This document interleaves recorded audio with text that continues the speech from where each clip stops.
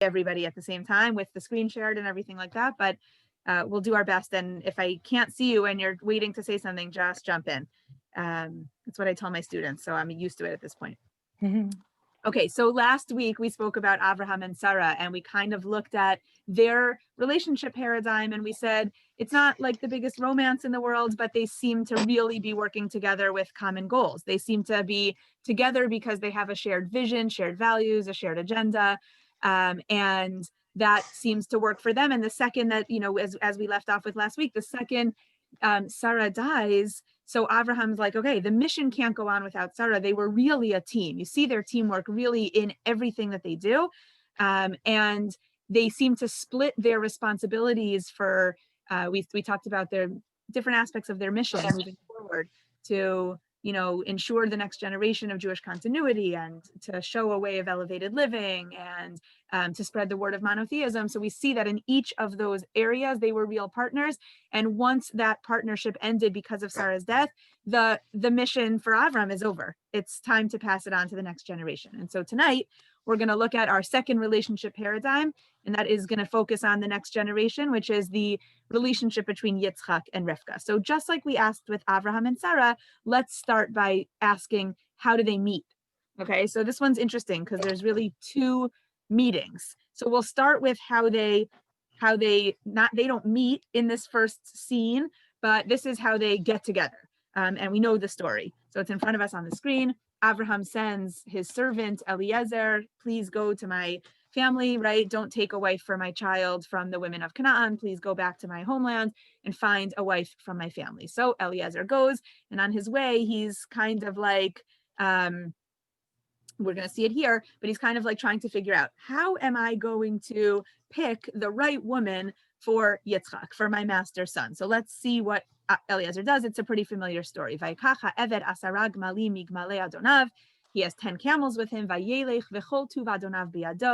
He sets out for Aram Naharaim. He sets out for Abraham's family homestead. And he has all this wealth and all these gifts and all this. He's, certainly trying to make a good impression. He has all this with him in his hands. And he arrives to the city of Nachor. He stops his camels. He, rests his camels. Here means to kneel down, not to give them a blessing, but he kneels his camels down outside the city, El Be'er Hamayim, where the well of water is found, Le'et Erev, Le'et Seitasho Avot. And it's evening time, and it's the time of night where the women would come and they would draw water from the well. So it's total side point, but we have lots of wells in Tanakh and lots of explanations as to why so many of our Avot or so many of our Tanakh greats, Moshe is not considered an Av, but he also meets his wife at a well. We have a lot of meeting at a well. And the well was used at different times of day by different people. And we can glean that from the different stories. When Yaakov gets to a well, it's the male shepherds who are there. When Moshe gets to a well, it's the women who are there trying to draw water, and the men come and bother them. So there were different times of day that were sort of like designated for the shepherds to use the well, then for the townspeople who'd send their daughters. So it's evening time, and this is the time of day in Aram Naharaim where the women would go draw water from the well. Vayomer, and Eliezer says, Hashem Elokei Adoni Avraham. Okay, God, I need help. Hakreina lefanai hayom va'aseh chesed im Adoni Avraham. I need you to Hakreina lefanai, I need your help. I need you to appear, to show up. I need you to get involved in this story. I really need a favor on behalf of Avraham. Hine anochi nitzav el ein hamayim. I'm about to go to the spring. I'm standing near this well. Uvinot anshe ha'ir yotzot lishov mayim, and the women of the town are coming out also to draw water from the well. V'haya hana'ara asher amar eleha hatina kadech ve'eshteh, and hopefully there'll be a girl that when I say to her, can you give me a little water from your pitcher? Ve'amra, hopefully there'll be a girl who will say to me, shtei, please take some water to drink. V'gam gmalecha ashkeh, and I also want to give you water for your camels. Ota hochachta la'avdecha liyitzchak. If that happens, God, send me a sign. If this scenario happens, then you're showing me that this is the girl that I'm supposed to pick for Yitzchak. Uva eda ki asita chesed im Adoni. And by doing this sign, I'll know that you are really trying to help out my master Avraham. Vayhihu terem kilal daber, and of course, the second he finishes speaking, Vihine Rivka yotzei. Rivka appears, Asher Yolda levetuel ben Milka eshat Nachor achi Avraham. Hey, this is the daughter of Abraham's brother, the granddaughter of Abraham's brother, v'chada al shichma, and she's holding her pitcher on her shoulder. V'hana'ara tovat mareh me'od, betula, she's good looking and she's a virgin, right? She's clearly young, she's undefiled. V'ish lo yada'a, she's not married, she's single, she's available. V'tered ha'aina, and she goes down to the well, v'tamalei kada v'ta'al, and she fills her pitcher and then she comes back up. V'yarata eved likrata. So Eliezer notices her and he runs over to her. Vayomer, and he says, Hagmi'ini na me'at mayim mikadech, please, can I have some water from your pitcher to drink? Vatomer, and she says, Shtei adoni, please, of course, take something to drink. Vatemaher vatered kada al yada v'tashkeu, she quickly lowers her pitcher so that he can pour some drink. V'tachal lahashkoto, and the second he finishes drinking, Vatomer, and she says, Gam ligmalecha eshav ad im kilu lishtot, let me go back down to the well, and let me also draw some water for your camels until they finish also quenching their thirst. Vatimaher vatar kada el hashoket v'tarat od el habe'er lisho vatishav l'chol malav. Okay, so she rushes and she quickly refills her jar and she draws enough water for all of Eliezer's camels. Very well-known story. Eliezer's asking for a sign. He says, I need to find a girl who's going to do X, Y, and Z. And of course, he picks Rivka as a possibility, and she does indeed do X, Y, and Z. So let's just spend 2 seconds, because we have a lot more to talk about, but discussing this scene, okay? Avram dispatches Eliezer to his family home to find a wife for Yitzchak. Eliezer determines that I'm looking for a woman who shares the common goals of the family that I'm coming from. Now, we spent last week discussing those common goals. Jewish continuity, great. Spreading monotheism, unclear yet where Rivka stands when it comes to that. But of course, that's going to be Yitzchak's mission. And the third goal that Avram and Sarah shared, which was the goal of chesed, the goal of elevated living, elevated morality. We said chesed was not common in those times. That was exemplified by the city of Sodom. They were the opposite of chesed. And so Avraham and Sarah's way of living was something new, was something innovative. Okay, question?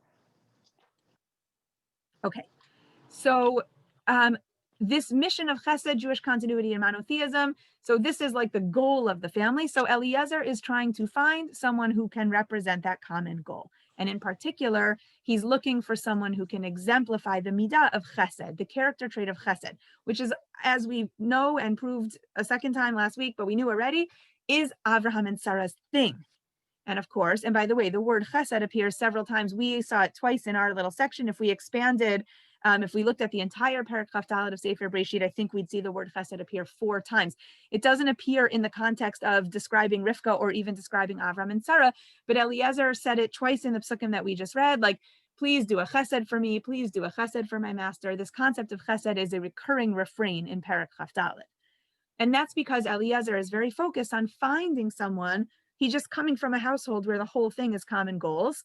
The whole thing is, let's have shared values. We might not have the world's most fiery romance, but we certainly have common values. And that got us through. We had a great partnership between Avram and Sarah.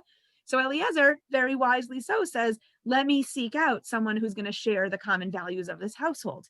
And so, of course, Rivka delivers in spades. She not only feeds him, but right away, as soon as his thirst is quenched, she offers to feed the camels. Okay, so he seems to be doing the right thing. We're looking for someone who shares the value system. You got to bring someone into the family who's going to be easy to absorb into this family unit. This family is all about chesed. So Rivka is going to be the perfect addition to this family.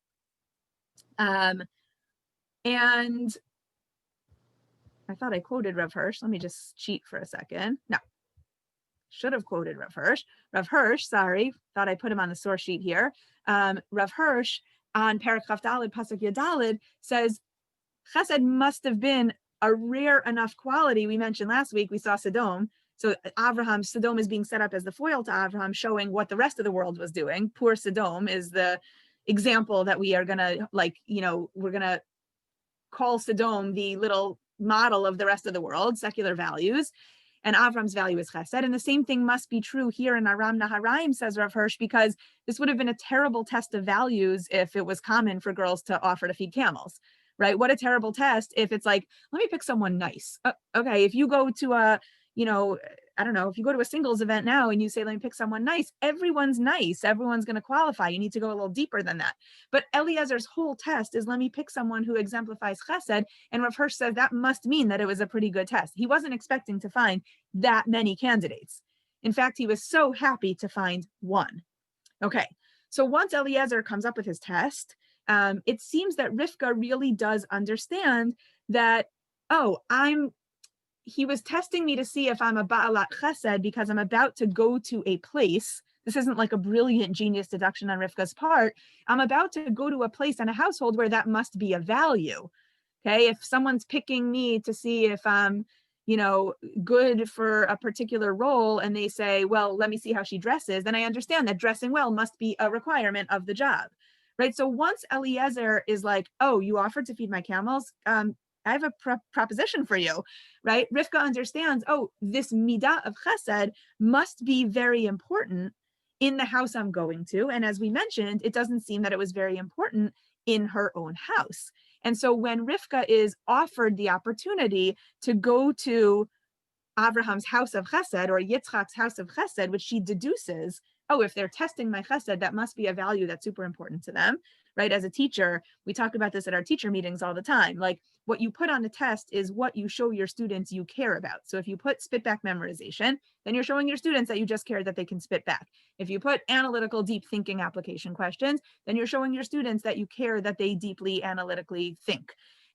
If I ask my students on my test, what did Mrs. Horowitz eat for dinner last night? Then I'm telling them I only care about myself, right? There's a lot of ways for me to communicate what I care about, and what I test them on is one of them. So when Eliezer tests Rivka on her chesed, she understands right away, oh, chesed must be really important value in the place where I'm going. So what happens? Eliezer makes this proposition, Vayochlu vayishtu, source number 2, later on in Perek Chaf Daled, Hu va'anashim asher imo vayalinu vayakumu baboker vayomer shalchuni adoni. He says, okay, thank you so much. This was so wonderful. I'm ready to go home. Vayomer achiha, and I want to take Rivka with me. Vayomer achiha ve'ima, but her brother and her mother say, Tesheva na'ara itanu yamim o asor achar telech, right? Let's keep her home a few more days. We're not really ready, right? Stay with us. You can stay with us. Certainly we want her to stay with us, but what's your rush? We're not like pushing anyone out of the house. Vayomer alehem, and Eliezer responds, Al ta'acharu oti, ve'Hashem hitzliach darki shalchuni ve'elcha la'adoni. Listen, this was a wild success for me, says Eliezer. I came for a wife, for Yitzchak. I found her. She's amazing. I want to take her back with me. I'm in a rush to get back because I fulfilled my mission and it was so successful. And now I'm ready to go home and report back to Abraham. Here she is. Vayomru, and they say, one second, not so fast. Nikra la na'ara v'nishala et piha. Let us call the girl herself. It's like unheard of. Okay, getting the woman's permission for who she's going to marry. Let's call the girl. Let's ask Rivka what she wants to do. Vayikra'u Rivka, so they call Rivka, vayomru eleha, and they say to her, Hatelechi ima isha zeh? You don't want to go. Do you want to go with him? Is this what you want? Vatomer elech. She's like, yeah, I'm out of here. Okay, so we already saw that Rivka was a ba'alat chesed, but when she understands that the place she's going to is going to be supportive of her chesed, as opposed to the home she's coming from, which they're very nice to Eliezer, but remember that he's carrying lots and lots of gifts, right? He's got jewelry and bracelets and money and gold. Like, he's got a lot of stuff to like bribe them for a place to stay for the night. So we're going to discount a little bit Lavan and Betuel's niceness to Eliezer, but Rivka, as we saw already from the very beginning, is a woman of chesed. And so when she sees or hears that there's an opportunity to go live in a place where chesed is a value, she's like, Elech, I will go. Okay, so she seems to like, I mean, I know I'm reading it with tone, but the way I'm reading it, like she's jumping at the chance to be in Abraham's household because it's clear that this is a value. Okay, so she goes. She goes with Eliezer. So this is the setup, okay? Rivka and Yitzchak are, we can already see it's an arranged marriage, if we want to give it a modern terminology paradigm, right? She's being selected, not by herself, not by himself, but the two are being set up by Abraham / Eliezer as Abraham's agent. Okay, so that's how they meet. But how do they actually meet? What happens when they actually meet? Because some arranged marriages sounds great on paper, But then when you actually meet the person, it has to be good in reality. It can't just be good on paper. So on paper, Rivka's sold on this. And so is Yitzchak's agent, Eliezer. They're sold. On paper, it looks great. Chesed, chesed, common values that worked in the previous generation. So let's see if it's going to work again here. So here's the moment, source number 3, where they actually meet. And this is also a very famous scene, okay? Vayetze Yitzchak lasuach basadeh lifnot erev. Yitzchak is out walking in a field, talking in a field. He's davening in a field, according to, the midrashic interpretation. Lifnot erev, it's mincha time. Vayisa einav, and he lifts his eyes. Vayar v'hinei gmalim ba'im, and he sees this caravan of camels coming his way, and he seems to be aware that it's Eliezer returning, hopefully with a wife for him. Vatisa Rivka et eineha, and she also looks up. Vatere et Yitzchak, and she sees Yitzchak. This is like a moment. We did not have this with Avram and Sarah, right? He looks up, she looks up. If it were a movie, their eyes would meet like across a crowded field, right? Like they see each other. Vatipol me'al hagamal, and she falls off her camel. Now, it says in the English here, she alighted from the camel, and that's also fine. That's already interpretation. But in Hebrew, the words are vatipol me'al hagamal. She seems to fall off the camel. Vatomer el ha'eved, and she says to Eliezer, Mi ha'ish halazeh ha'holech basadeh likratenu. Who is that man that's walking in the field to greet us? Vayomer ha'eved, and Eliezer says, Hu adoni, that's my master. Vatikach hatza'if vatitkas. And so as soon as she hears that it's Yitzchak, her intended husband, she wraps herself in a scarf, she veils herself. Vayesaper ha'eved leYitzchak et kol advarim asher asa. Eliezer then catches up with Yitzchak and says, hey, let me just tell you, have I got a girl for you? This girl is exemplary at chesed.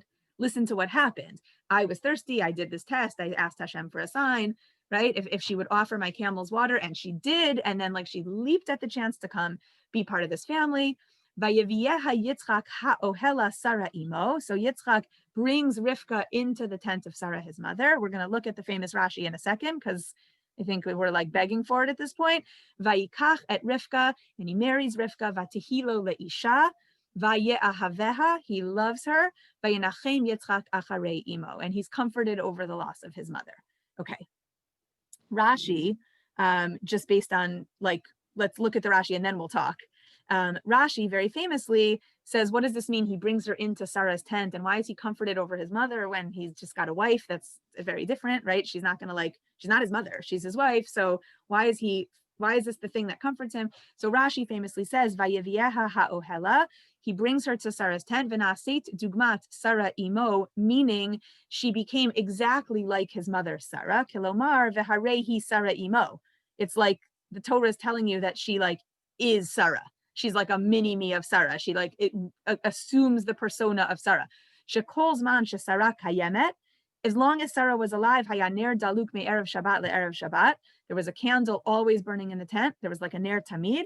Uvracha mitzuya be'isa, there was always a blessing in the dough. We see the English here, the dough would always increase in size. There was always more than enough dough. The anan kashur al ha'ohel, and there was always a protective cloud hanging over the tent. Umishemeta, but when Sarah died, pasku, all of those simanim stopped. Ukeshabat Rivka chazaru, and when Rivka came back into the tent, boom, all 3 signs came back. It's like a siman that she's resuming the position of Sarah, that when Sarah was alive, she merited these special things and these special miracles. And now that Rivka's here, she's going to bring those miracles back to the family of Abraham. She's going to assume Sarah's role, and she's going to bring back these signs. And so it seems that what Rashi's telling us is that this criteria of common goals was a good decision. She's a Sarah. That's what Rashi's telling us. That's what this Midrash is saying. Eliezer went out and looked for a Sarah.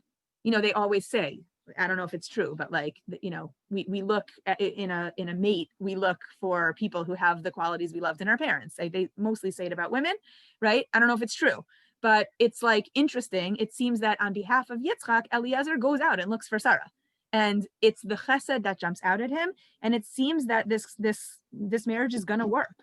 Because once these two get married, Yitzchak and Rivka, these signs come back to the tent. It's like this marriage has his parents' blessing. But it also seems something new that we didn't see with Sarah and Abraham, that there's like a jolt of chemistry between them. Where do we see that jolt of chemistry? It's in that moment that we mentioned where he looks up and he sees the caravan coming, and she looks up because she sees him coming and she falls off her camel, and we'll talk about that momentarily. But it seems that they really like fall in love. And we do see the word vayehaveha in Pasuk Samech Zayin. That's a word we didn't really see in application to Sarah and Avram, but the Torah is telling you Yitzchak loves Rivka. There's love there. They're not just good. He doesn't say, oh, she'll be a good partner. Great. She's like my mom. Perfect. The dough is back. Like, there's more to it than that. Right? He loves her. It's clear. The word is used in the Chumash. So we don't have to guess at how they felt about each other. There seems to be this jolt of chemistry. So Rav Hirsch actually explains that this is because of the common goals. So as much as we want to get excited about this jolt of chemistry, Rav Hirsch says, we'll read it here, again, a principle which, thank God, has not disappeared from the descendants of Avraham and Sarah, Yitzchak and Rivka. The more she became his wife, the more he loved her. Like this marriage of the first Jewish son, Jewish marriages, or most Jewish marriages, are contracted not by passion, but by reason and judgment. Parents, relations, and friends consider which young people are really suited to each other. Just like cute to read this Rav Hirsch because it was written in the 1800s and it's like still often true. Bring them together, and then the love grows more and more the more they get to know each other. But most non-Jewish marriages are made by what they call, I love the quotes, love. And one has to only glance at the novels depicting life to notice what a gulf there usually yawns between the love before marriage and after. How rapid and insipid everything then seems, how different from all the glamour one had imagined, etc., etc. Such love is blind. Every step into the future brings disappointment. What's your face? By the way, it says, Not I'm just going to mute everybody just to make it easier. But if anyone wants to jump in, that's fine.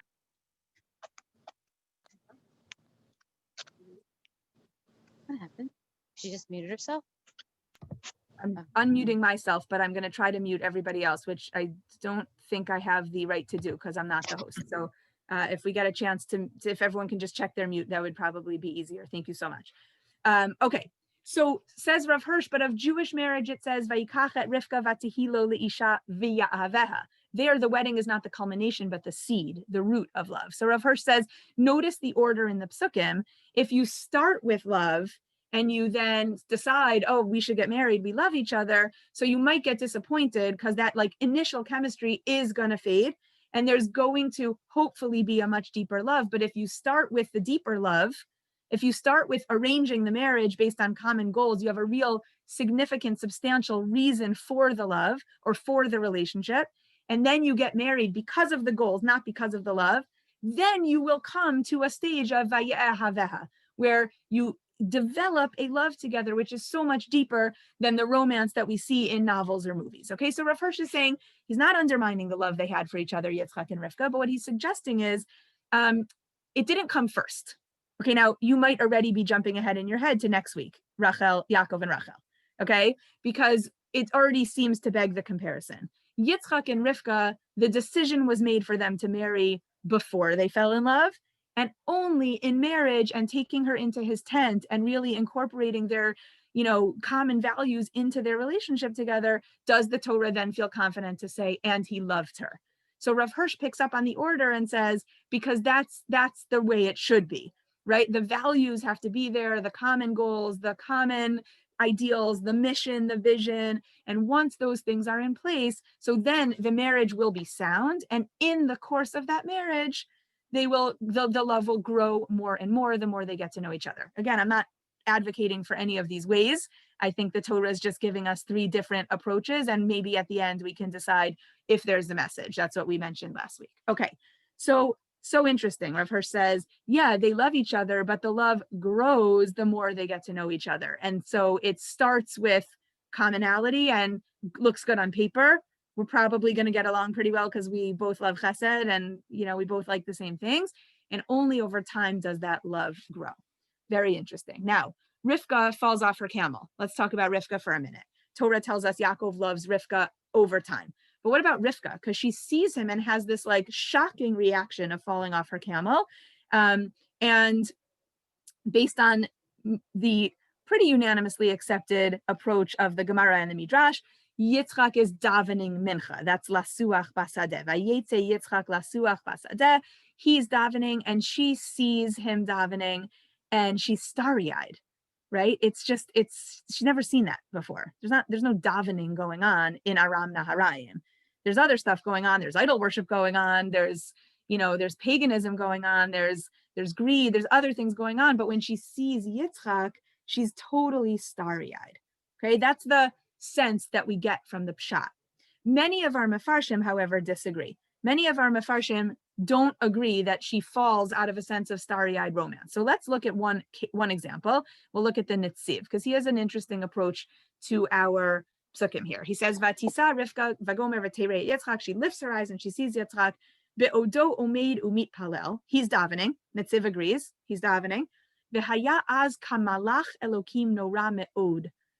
And she sees a sight that inspires awe. Not awesome, like, oh my gosh, that's awesome, but like awe-inspiring. Me'od. Ukimivuar bebreshit rabba shira'ata yadav shtuchot batfila. She sees his arms, his hands outstretched in prayer. Al kein niv ata me'od. She becomes afraid. Okay? Vatipol me'al hagamal. We'll just read a little more. Netziv says, Me'rov pachad ve'ema.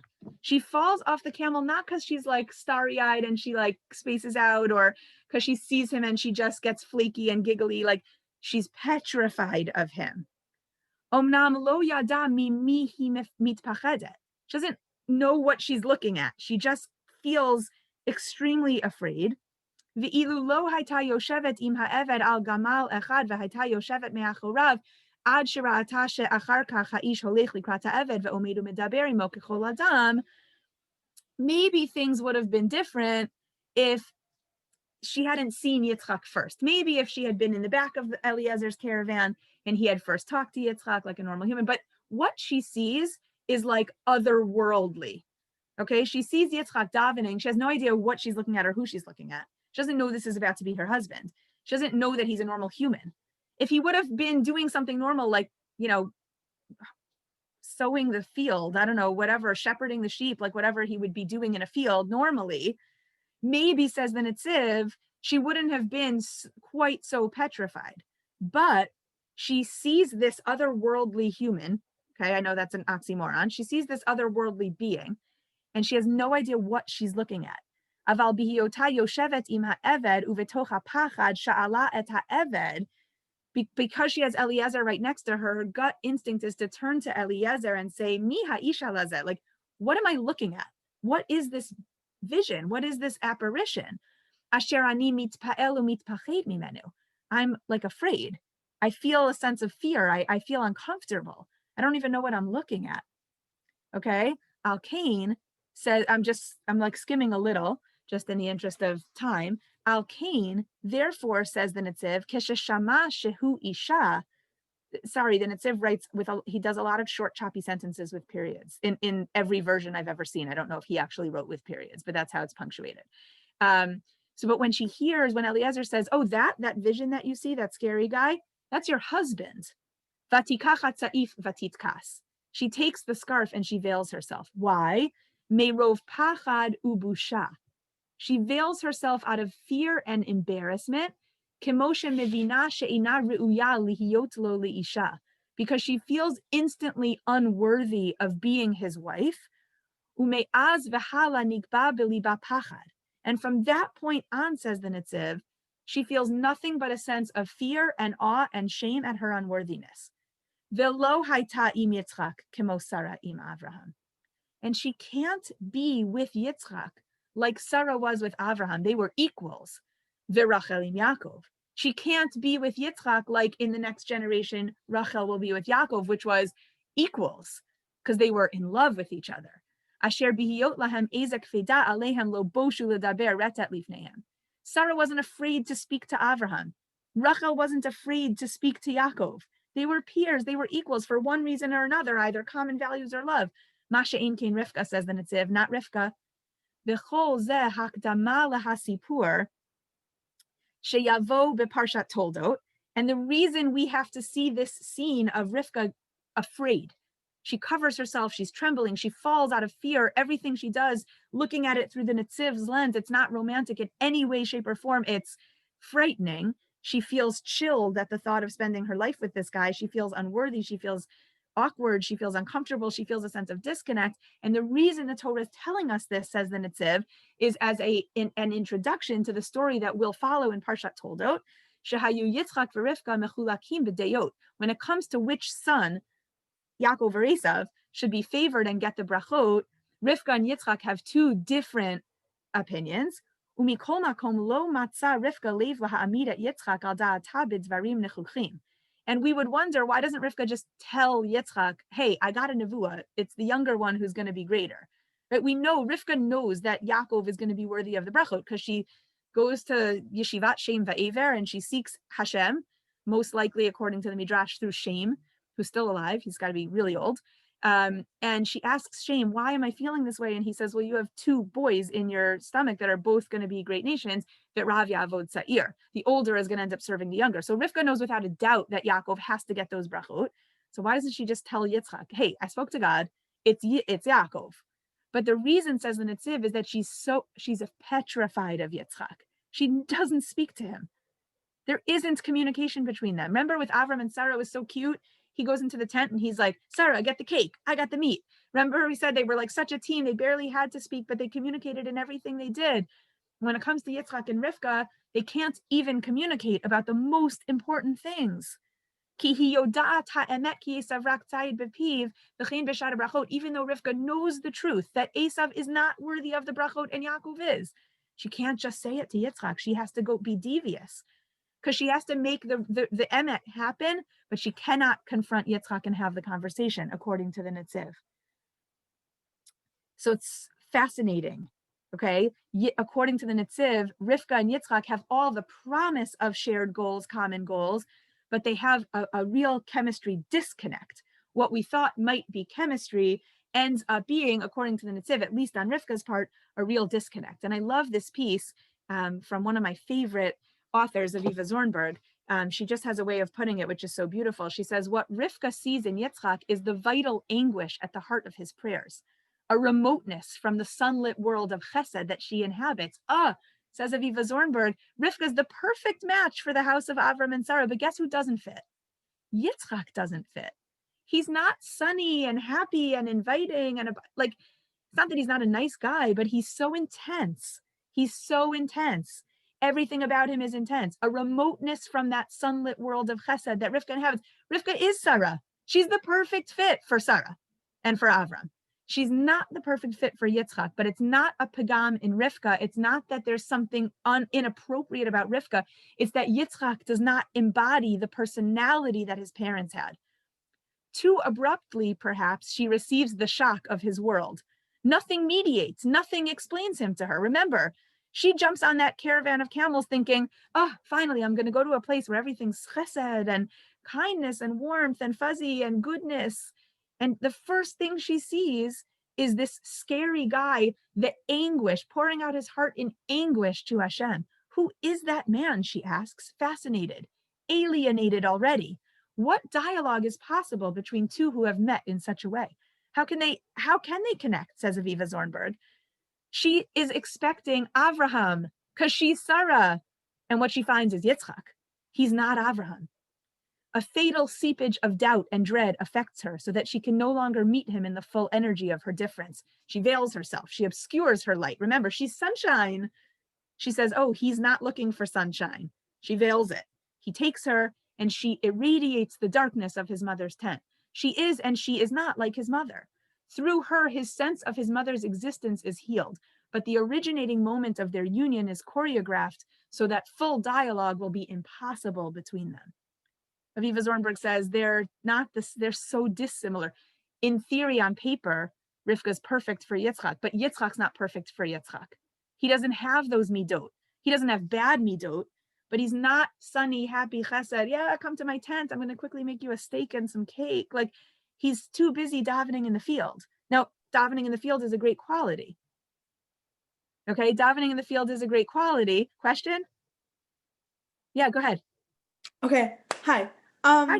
So I don't there's like a question that's always there that Hashem answered Yitzchak's davening and not Rivka's. So according to like Aviva Zornberg, Yeah. like how would that be possible? Where like if Rivka was so, cheerful, whatever, why couldn't Hashem listen to her prayers? Obviously Zechut Avot, which is like very important with like Yitzchak and Abraham, but like still Rivka overcame literally everything from her household and came to like a house of chesed. Like, I don't understand.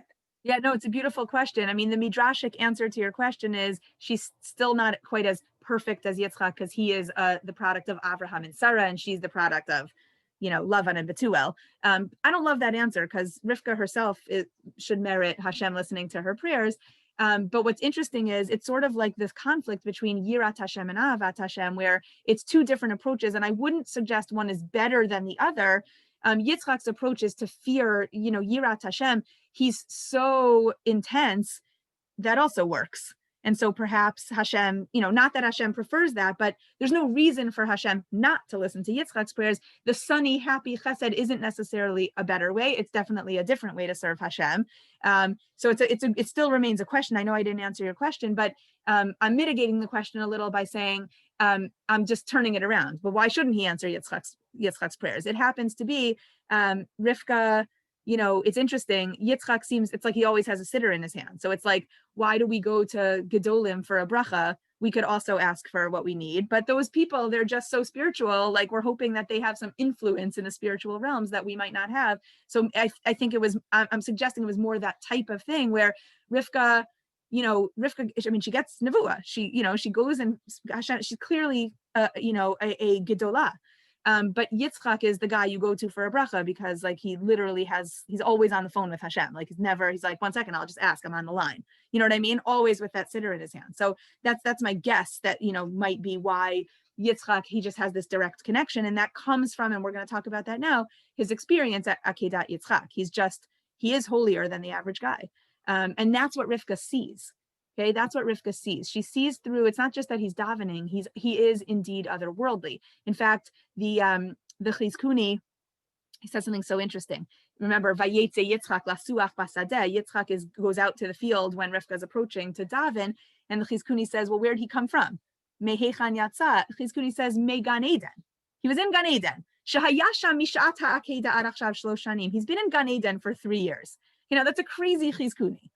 Okay, I don't know where Gan Eden is. I don't know if it's a physical place. I don't know if we don't know what Gan Eden is. I'm not expert enough in Gan Eden to explain it in any way, shape, or form. But we do know that it does have this otherworldly quality, right? We talk about, the Reach Gan Eden, like paradise, utopia, something almost intangible, even though, of course, we believe Adam and Chava lived somewhere when they were first created. There has to be a physical place.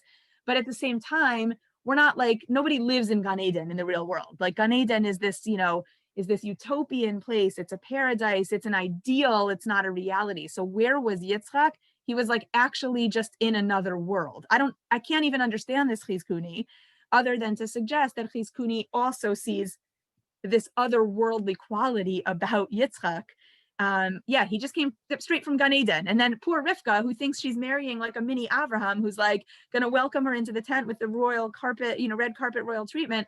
And instead she sees this scary, almost angel-like apparition intensely pouring out the vital anguish of his heart. Which again, neither I nor Aviva Zornberg are trying to make the davening sound negative. It's amazing. It's not of this world.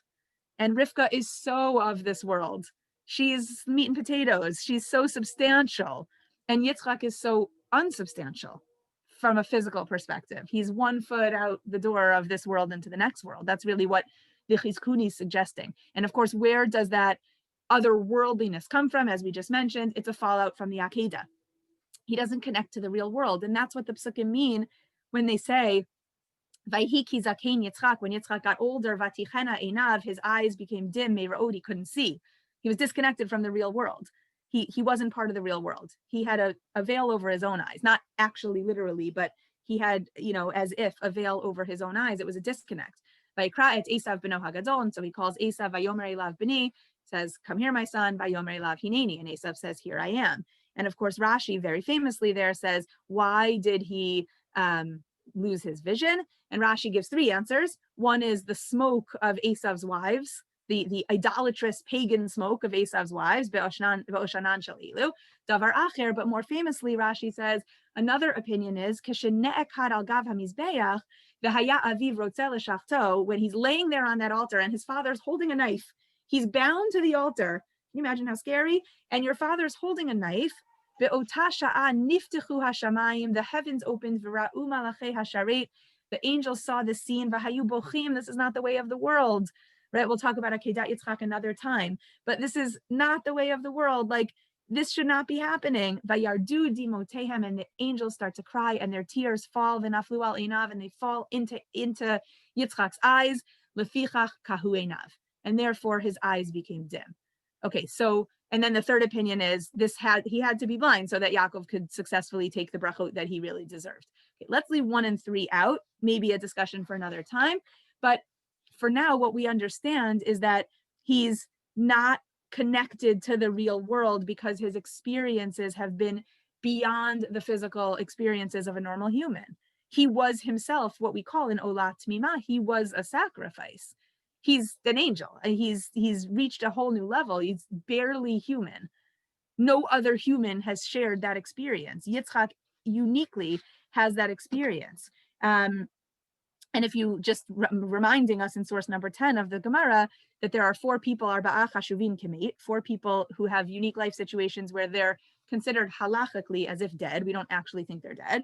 And one of them is someone who's blind, right? A pauper, a leper, a blind person, and one who has no children. So they're not really considered like they're dead. It's an insensitive way for the Gemara to word it, but halachically, this is how the Gemara considers them. And a blind person is in that category. Okay, he's basically not living. Okay, his life has taken on such a quality that he's basically not living. And says Aviva Zornberg, Yitzchak lives indeed a kind of death in life, passionless. We don't see him have a passion for anything except davening and food. Yitzchak marries and has 2 children, but nothing in his life is uncolored by the Akedah experience. Rivka, whose loving alacrity and energy are reminiscent of Abraham's, meets Yitzchak in the field and her whole body falls. She veils herself before the otherworldliness of a Yitzchak, wrapped in prayer. Okay, they're so different.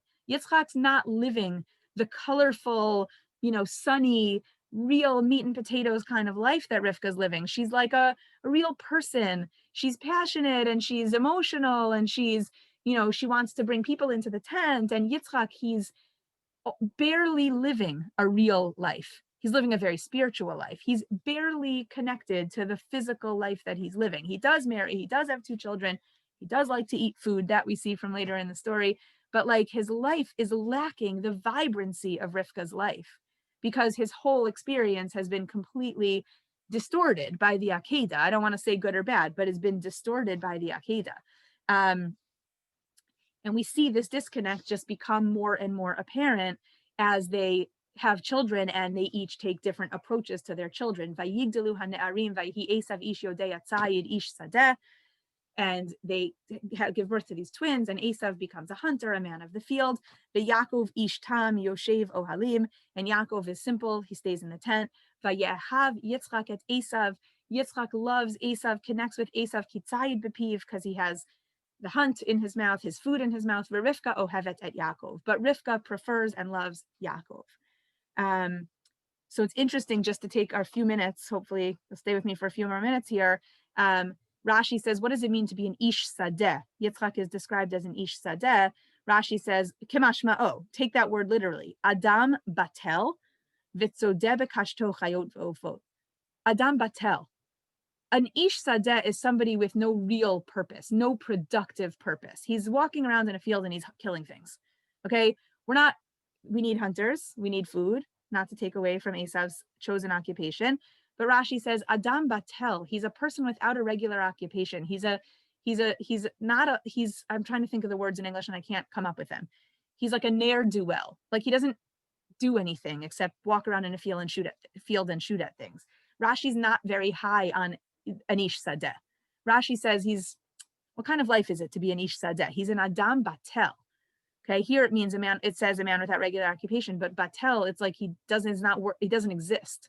He's an Adam batel, he's not a productive member of society. That's why he spends all his days in a field. Field is an outcast. He's on the outs, he's on the fringe of society. He's not in the main core of society. And Aviva Zornberg says, and I think this is so fascinating, what Yitzchak loves in Esav is precisely the hunter, the alienated, disintegrated consciousness of one from whom all the noble privileges and promises of life have dissolved in blood. Esav appeals to his father's heart. This is a son who deeply needs blessing from a father who, despite all external differences, intuits the rhythm of his despair. Remember, what Rivka sees is Yitzchak, he's pouring out his anguish. He also feels alienated and disconnected from the world. Just like Esav is a fringe member of society, he's an ish sadeh, he's more comfortable in the field without human contact than he is in the tent where all the people gather, right? Yaakov's comfortable in the tent with the people. Yaakov's a people person. Esav's an ish sadeh, he just wants to be in the field, he's alienated. Yitzchak is also alienated. The paradoxical similarity of Yitzchak and Esav, and I love this idea, is indicated by the notation of the field. Yitzchak is also an ish sadeh. Remember, Vayetze Yitzchak lasuach basadeh. Where do we meet Yitzchak as an adult? He's in a field. Esav is an ish sadeh. That means, says Aviva Zornberg and Rashi, that means somebody on the fringe. They're not living the real life of people. They're on the fringe of life. They're alienated. They're disintegrated consciousness. They're disconnected from reality. And that's something that Yitzchak recognizes in Esav, and that's why he connects so instantaneously with Esav. And of course, Rivka, it's obvious why she prefers Yaakov. She asks Hashem which one is going to be the winner, and Hashem says Yaakov. Okay, so she connects with Yaakov, the sunniness, the people person, the warmth. She doesn't have that with Yitzchak. Yitzchak and Esav, they're loners, they're outcasts. And Yaakov and Rivka, they like to be in the tent. They like to be where the people are. They like to be where the fire is lit. They like to be where it's warm. They like to be in each other's circle. So this disconnect between them leads them to an inevitable, as we mentioned before, the Netziv, lack of communication. They can't communicate. They have nothing in common. We thought they had common goals. It was an arranged marriage based on what looked good on paper. But what do we find out? It's not good in reality. She's petrified of him. She can't talk to him. He's disconnected from her. He's barely living. They've got 2 children. They can't even agree on which child is, we never should pick a child who's the most special, but they can't even agree on which kid has more promise. Yitzchak connects in his alienation from the world to Esav, and Rivka connects in her desire to be part of the world of people to Yaakov, who shares that same desire. So their arranged marriage, which started out with such common goals, had so much potential, but it really does turn sour right away when Rivka realizes that real communication with Yitzchak is not going to be possible. And again, she represents chesed, which is engagement with the world, and therefore she can't possibly communicate with Yitzchak, who's so determined to stay removed from it. So such an interesting, happy to take questions. I'm going to stop sharing my screen here so that I can see everybody. But so happy to take questions, but it's so fascinating to think about, Yitzchak and Rivka, who we really know the least about of the 3 paradigms. We know a lot about Yaakov and Rachel and Leah. We know a lot about Avram and Sarah. When it comes to Yitzchak and Rivka, we know the least, and their relationship really does seem to suffer from this real disconnect of values that, we thought oh, this is going to be so great. I'm looking for someone who wants to do A, B, and C, and I want to do A, B, and C, and this is going to be so wonderful. But when we get into the reality of their lives with the help of the Netziv in particular, and Rashi and Aviva Zornberg, who's the modern author, we really see that their inability to communicate, it's not that their values are different per se in terms of the monotheism. They might both care about the same things, but their personalities, their approach to the world is so different that we don't see any productive or positive, not only not teamwork, but we also don't see any productive or positive communication between them. And so we'll leave off with Yitzchak and Rivka, and we'll gear ourselves up for next Tuesday for Yaakov and Rachel and Leah. I don't want to leave her out. And we already mentioned tonight that that's going to be a completely different paradigm because they're going to meet and fall in love, not knowing anything about each other's values. They see each other and they have this instant chemistry, and we're going to have to explore whether that's a successful paradigm. So far, Avram and Sarah are the most successful of the 2 we've studied, And Yitzchak and Rivka seem to have a really they have 2 kids.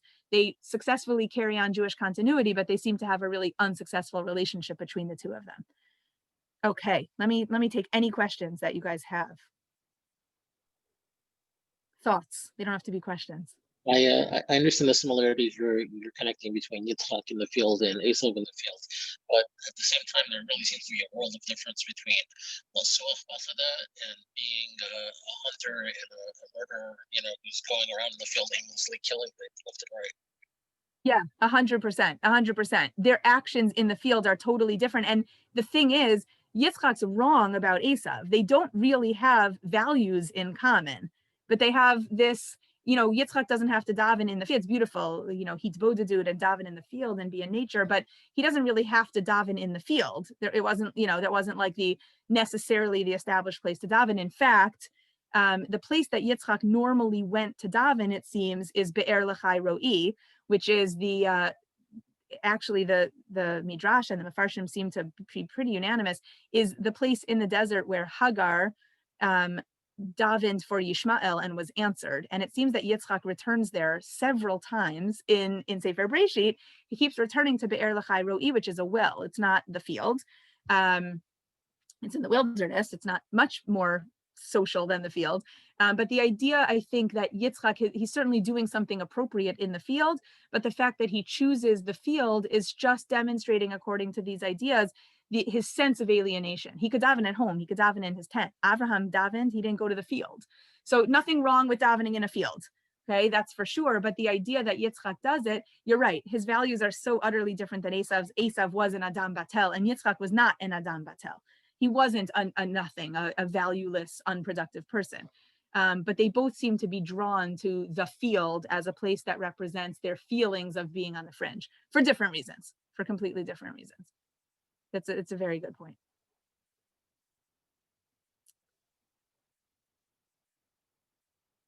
Any other comments, questions?